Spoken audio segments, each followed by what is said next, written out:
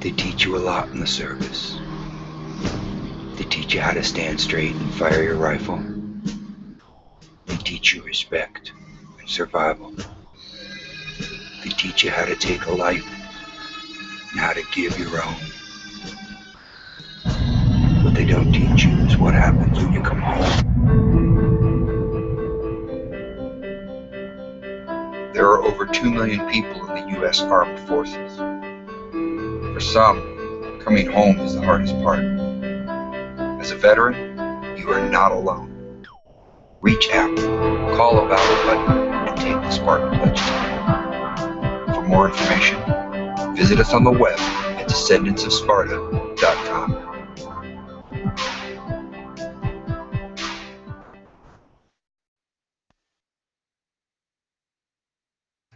We've been having all kinds of technical difficulties. Stand by here for just a minute. Let me get the intro playing.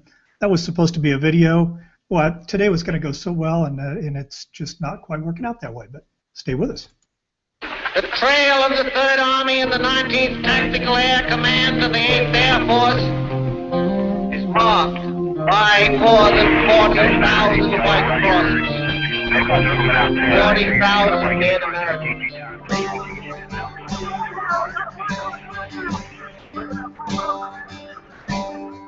We were young and soldiers called to dedicate our lives in the name of God and country.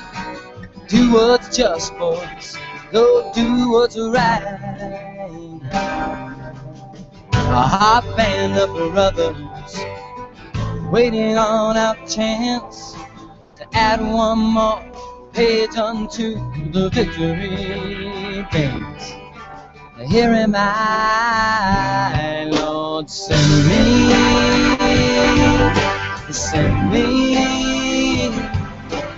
Victory lies in the spirit of the lives of the men who died for me.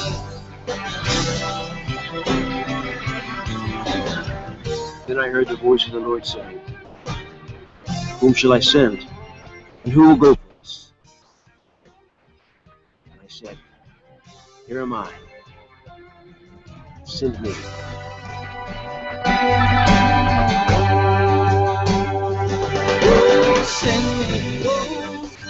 This is Michael Broderick, Marine Corps veteran, actor, and Gallant Few board member. You are listening to the New American Veteran on Vets on Media. Now here's Carl Monger. Hey, good afternoon. Today is the 2nd of September 2014. Thank you so much for listening. The New American Veteran is dedicated to those who said, here am I, send me. And we honor veterans, celebrate those who have succeeded and transitioned successfully, and we identify resources that help veterans leverage their military experience into successful and rewarding lives after the military. Gallant Few's goal is to connect every new veteran with a hometown veteran mentor. The purpose is to help every veteran achieve a smooth, peaceful, and transition. I couldn't tell if I had my mic muted or not. Okay, good. I'm getting my sound check back. Boy, today has been one of those nonstop problems after another, but we're rolling with it, so we'll see what happens. Okay, so Gallant Few's purpose, let me jump back into that real quick, is to help every veteran achieve a smooth, peaceful, and successful transition so that we can prevent veteran unemployment, homelessness, and suicide. And we do this by creating and supporting a nationwide network of successfully transitioned veterans that engage locally with new veterans with the same military background who are now themselves going through transition. We also seek to motivate communities all across the nation to take responsibility for veterans returning, welcoming, connecting, and including. I want to note today, I just saw a press release, came across actually the Army Times website, that 3 veterans are receiving the Medal of Honor. Actually, 2 posthumously, 1 is still alive and will receive it in person, but 2 of the Medal of Honor are going to Vietnam soldiers. Specialist for Donald Sloat is being awarded his medal posthumously. Sergeant First Class Benny Adkins is going to receive the Medal of Honor on September the 15th at the White House. And First Lieutenant Alonzo Cushing, this is kind of an amazing thing, and I encourage you to go look it up and read about this. He is the latest recipient of the Medal of Honor, and he served at Gettysburg, fought for the Union, and was the key figure in opposing Pickett's charge at Gettysburg 150 plus years ago. Fascinating story. I looked at that real briefly. But go look it up because it's very, very interesting, and I think you will much like to learn about what that young soldier did, standing in the gap when everybody else was falling back. He stayed there and continued to operate his cannon until he was killed. This is Sergeant First Class Retired Mike Schlitz. Thank you for listening to Gallant Fuse, the New American Veteran, on Vets on Media. And today's episode is dedicated to a young military veteran named Ralph Malachias Gaskin, who has been battling post-traumatic stress, and he just released his website. It's called warfighterup.com. So I encourage you to support Ralph. Go check out warfighterup.com. He's got some resources there about his struggle with post-traumatic stress and what he's doing about that. So go, please check out warfighterup.com. Okay, I see I've got my guest that's hanging around with me, and I'm looking at my show owner just sent me a note, and I don't have any idea what it said, but I asked him to give me a sound check. So I'm hoping that Bonnie can hear me well. Bonnie, I see you standing by there. Can you hear me? I'm not hearing you. Can you hear me now? I got you now. Hey, welcome to the new. I had it on mute. I'm sorry. Hey, that's good. That's exactly what you were supposed to do. And welcome to the show. You've appeared on the show before, but it's been an awful long time. And last time you had a terrible sinus infection. So I'm glad that we're able to bring you back on the show again. I'm glad to be here. Thanks for having me. Okay, so for my listeners, Bonnie Jill is the first and only female NBA scout for the Los Angeles Lakers, has been awarded a Super Bowl ring, 5 NBA championship rings. She's a former Dallas Cowboy cheerleader and has traveled to Iraq and Afghanistan. And when I looked at your bio, you have 18 tours with the USO and Goodwill. That is absolutely amazing. Yes, I've done so many. I started back when I was cheering for the 49ers and then went on to the Dallas Cowboys. As we all know, the Cowboy cheerleader started it off with Bob Hope. So it was an honor to go with them, and then I was able to continue to go on these tours on my own with different celebrities and emceeing events and going all over the world. And for me, it's been amazing just to be able to go over there and give a piece of America to our men and women in uniform, say thank you, and boost the morale. I have no idea why it's flipping back and forth between us. It should stay on you when you're talking and then come back to me when I'm talking, but this has been one of those days. 5 minutes before the show aired, my internet just completely went out. Everything went out. I had to reboot the router and the whole bit. So that's okay. I had some problems too. I told you I knew how to do this, and then all of a sudden I didn't know what I was doing. So we're on the same page. Okay, I wanted to really talk to you about your recent creation of the charity Hounds and Heroes. Tell me about Hounds and Heroes. What is that, and how can people learn about this? So basically, as you know, Carl, both my passions are animals and our military, and so I wanted to be able to join forces and give back. I was involved with so many different charities, and I thought, why don't I start my own nonprofit and try to do as much as I can on my own. So I started that, and our big mission that we are promoting is rescuing dogs from shelters, because we all know there's so many dogs that need homes, training them, and then pairing them up with one of the service members that comes back that needs it, whether it be service dog, a therapy dog. We have a big issue with our veterans coming back and having these suicide rates, and so it's a way for me to be able to give back and help our men and women that need it when they come back from the war zone. And nothing's better than having a dog. They're very therapeutic, and it tends to help a lot. You are absolutely right. What was it that made you decide to start doing the dogs thing? Well, oh gosh, since I was a little girl, I've always been rescuing dogs, and so they're man's best friend. So why not help our military and help a dog and saving 2 lives?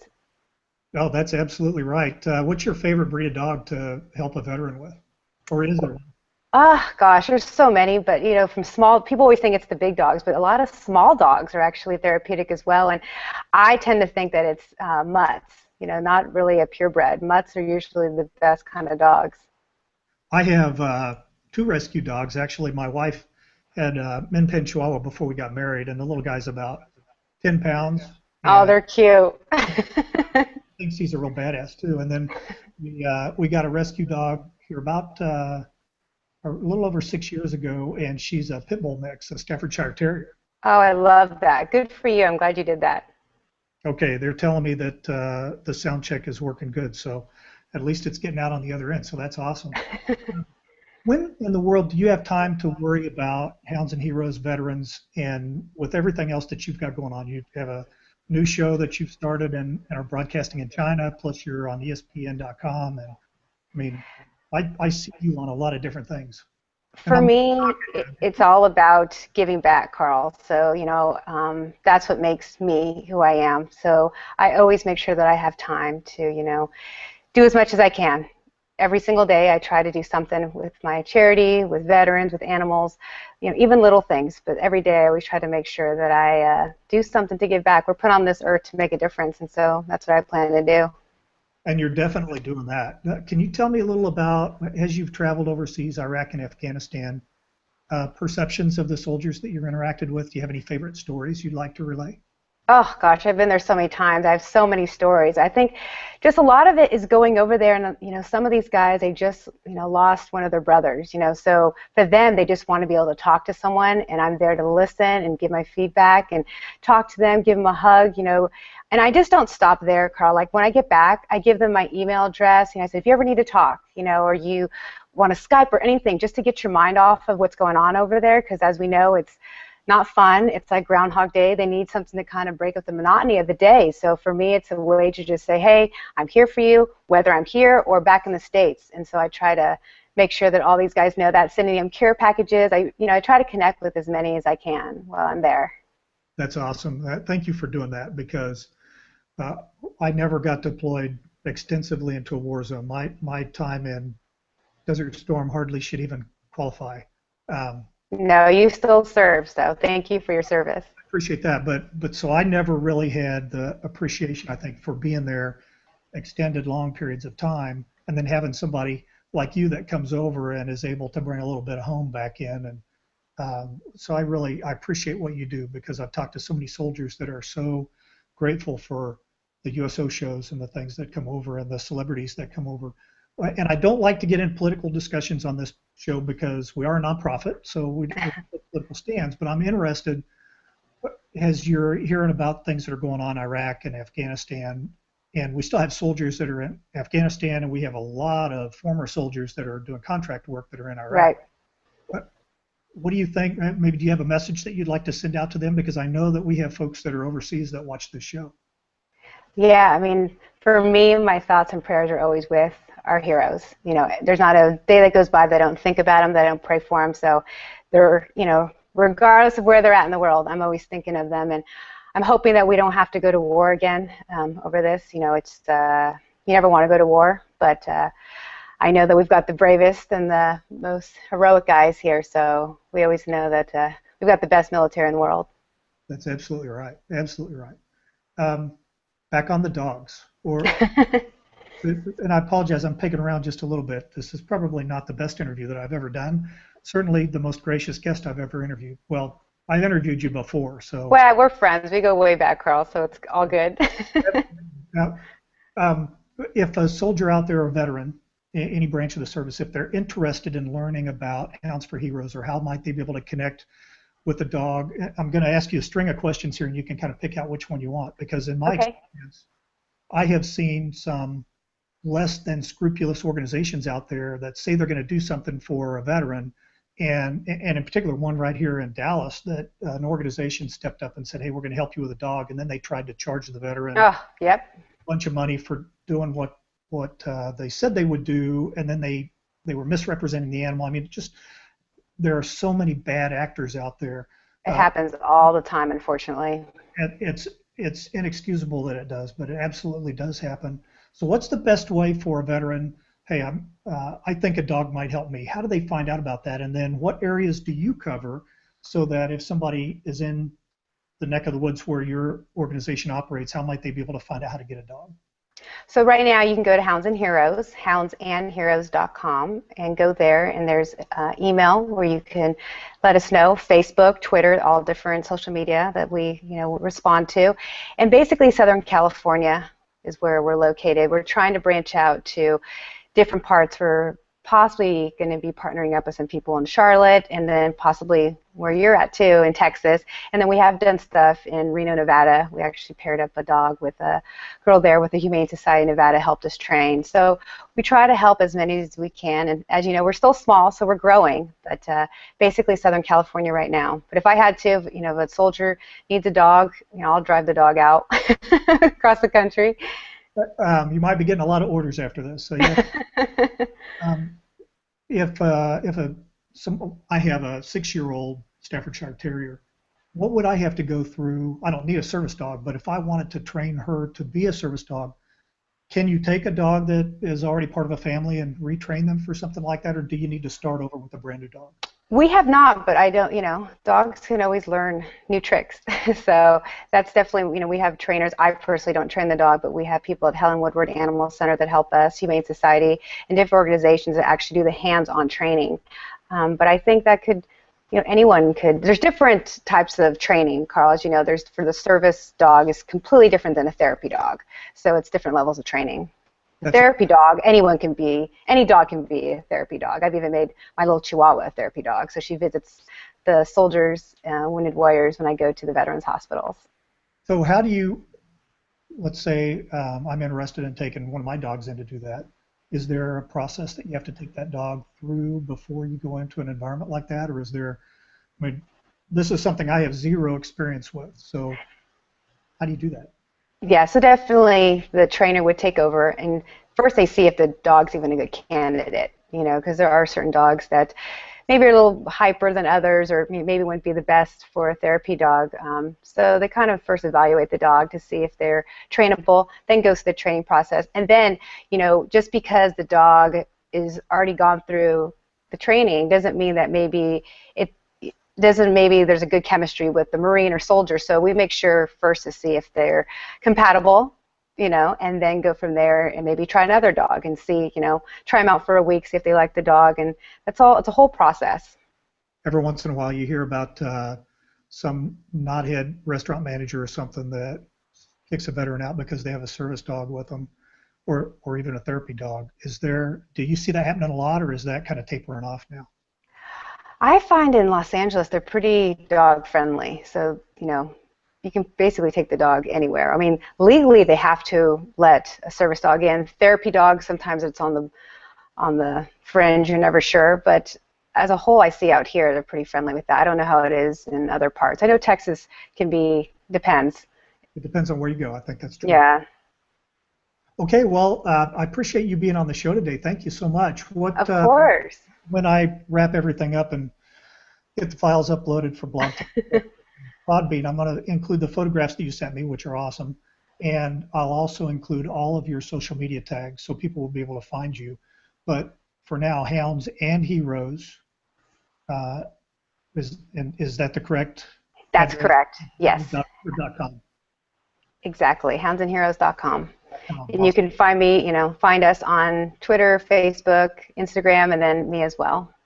Well, you are in the club of my favorite celebrities that likes to take care of the veterans and the active duty folks. So I really appreciate Bonnie Jill. I want to say, on behalf of all the veterans out there that have seen you, and even those of us that haven't been able to appear at one of the shows, thank you for what you do, and keep it up.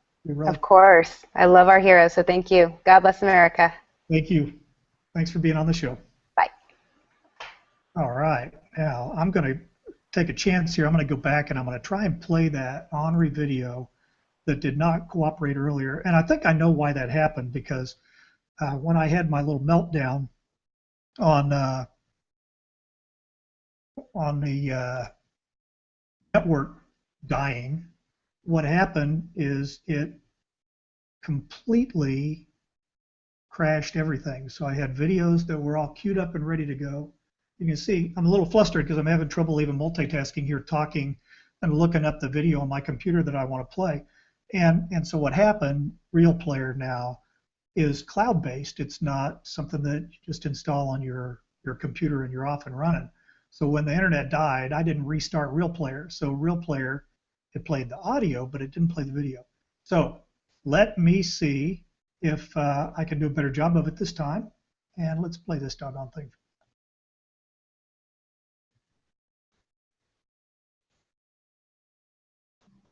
They teach you a lot in the service. They teach you how to stand straight and fire your rifle. They teach you respect and survival. They teach you how to take a life and how to give your own. What they don't teach you is what happens when you come home. There are over 2 million people in the U.S. Armed Forces. For some, coming home is the hardest part. As a veteran, you are not alone. Reach out, call a battle buddy, and take the Spartan Pledge today. For more information, visit us on the web at descendantsofsparta.com.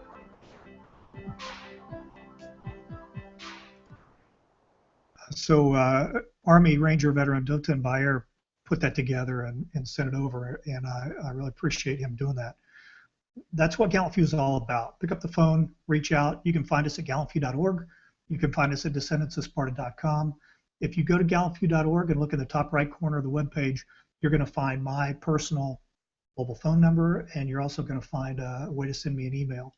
So if you need to talk to somebody in a purely, strictly confidential manner, somebody that is connected to a lot of resources, the only thing that I promise when I talk to a veteran is that I will do everything that I can to help. And I'm going to listen to any issue that you're working through, whether it's employment, whether it's something else that's going on. And in the last 5 years of doing this, I've developed a lot of contacts. So I have a lot of resources out there that stand by to help you. Now, those of you that may be watching this show for the first time, one of the things that sets Gallant Few apart from other organizations, we are not geographically based because we live in social media and online, but we are geographically based because we have thousands and thousands of volunteers across the country that are in individual neighborhoods. What we are really looking for are veterans that have previously successfully transitioned that can stand by in their hometown, wherever they are, whether it's Kansas City or Oklahoma City or Los Angeles or Seattle, you name the town. I never know where the next veteran that contacts me that is going through their transition plans to leave. And I want to support them on their way to finding their next part of their life where they want to go. A lot of folks, when I transitioned out of the military, I was driven by geographical location. My grandparents were still alive at that time, and I wanted my kids to know their great-grandparents, and we were able to do that, but I sacrificed a tremendous amount professionally when I moved there because it's not a huge city in Kansas, and the employment opportunities were not as great there as in other places. However, I believe that a veteran network that exists in every town across the country, if you have transitioned successfully and you now are a member of a Chamber of Commerce or a Rotary Club or a church group or a golfing league or a bowling league or whatever it is that you do to professionally socialize with other folks, you can bring that brand new veteran that's just coming into your community into that same circle. And further, if they are the same branch of the service as you, then you will connect over such an intimate level of military service history and background. You probably even know some of the same people if you're same MOS and maybe served in the same unit. But now you can bring them through that transition process by encouraging, by mentoring, not by giving them stuff, but by working that network. If you're interested in doing that, go to gallantfew.org /get-involved. Give us your information and we'll get back with you. And again, if you're a veteran that needs assistance out there, any branch of the service, contact us and ask for help because we owe so much to those of you, especially those who have served post 9/11, but we're not limited to post 9/11 because once you have, as Bonnie Joel talked about earlier, you put on the uniform, you take the risk, we want to be able to provide all the resources we can muster to help you out, regardless of how far down that transition path you've gone.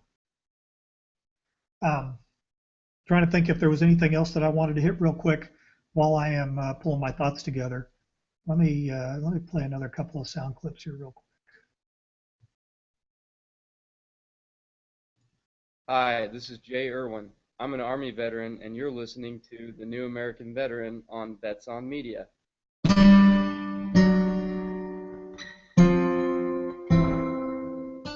What do you stand to lose when you make the choice to drink and drive? Your career, the people that you love the most, your ability to walk, your ability to use your hands. The list goes on and on. What do you stand to gain when you make the choice to not drink and drive? You stand to gain everything. I made the choice to drink and drive, and that's some of the things I lost. Learn from my mistakes. Make the right choice. Don't drink and drive. Rangers lead the way. That comes from my good friend Chris Bemis, who is an example of what happens when you make that fatal error. In his case, it wasn't fatal, but it killed his life because he is disabled now. Don't drink and drive. It's probably a pre-Labor Day safety brief that so many of you have heard before, but it's important that we continue to pass along that message. I want to play one more video clip here because it's still acting up on me. Let me see if I can get this guy to work right. I'm really impressing everybody with my amazing skills today, I'm sure. And maybe I'm not going to play it. There's a new project, new poster project that's going on out there. Michael Broderick, who is a veteran of the Marine Corps, last year he put together this amazing fundraiser that almost didn't even really start out the way that it ended up working. But he decided he would pick up a poster of the Band of Brothers HBO miniseries that had 3 autographs on it. And I don't remember right off the top of my head if those 3 autographs were from active duty at the time, the real veterans from Band of Brothers, or if they were some of the actors that portrayed them. So, but anyway, he got these 3 signatures on this poster, and he picked it up at some online site, and he thought, you know, I can use this for a fundraiser for Gallant Few. Well, then somebody grabbed a hold of him and said, you know, why don't you, instead of just auction it off like it is, why don't you see how many signatures of the original cast and the original soldiers you can get to pull together for this? And let me tell you what, it came out awesome. He got an amazing amount of signatures. This whole poster is absolutely covered with signatures. And when he, at the end of the time he was able to get all the signatures, he put it out on eBay for auction, and it raised over $4,000 for Gallant Few. It was an absolutely phenomenal event. He has decided to recreate that, only add a little bit more of a modern touch to it. And I believe I have found the video here. Let me see if in fact I have.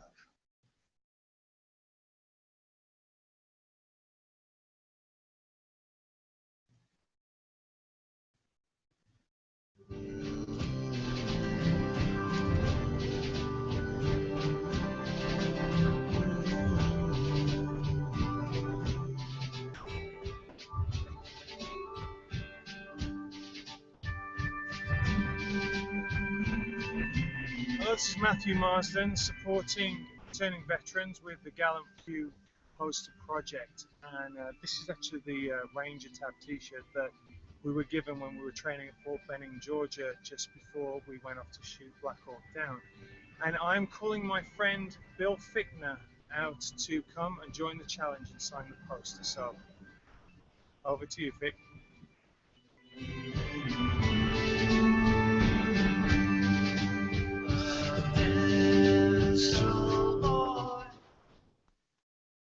All right, so there's poster project number 2, the Black Hawk Down, and that's going to be awesome to watch. Okay, I'm trying to keep the show shorter, so we're about a half an hour now. I hope you'll join us again, and if you know of anyone or you would like to appear on the show, you don't have to be a celebrity. Love to talk to veterans that have transitioned successfully and are doing some pretty cool things now.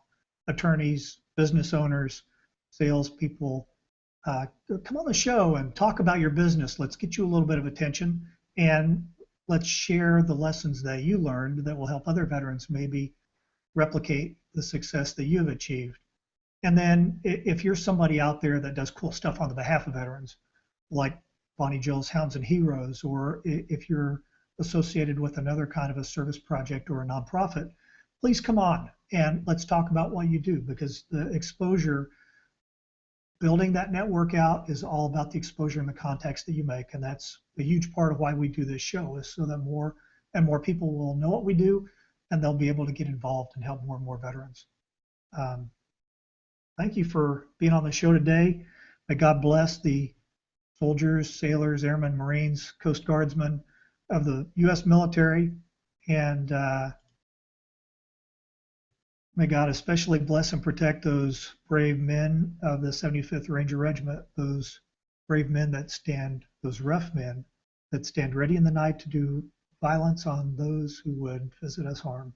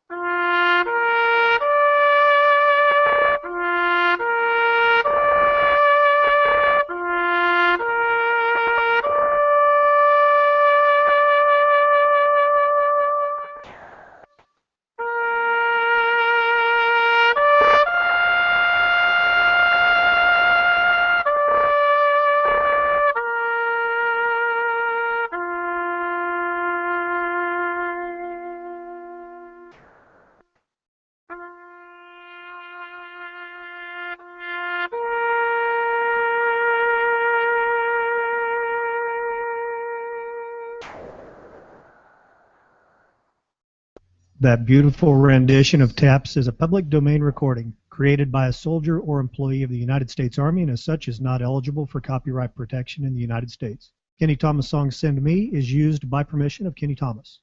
All other work or recording is original work or used by permission. This has been a presentation of Gallant Fuse, the New American Veteran, on the Vets on Media Global Network.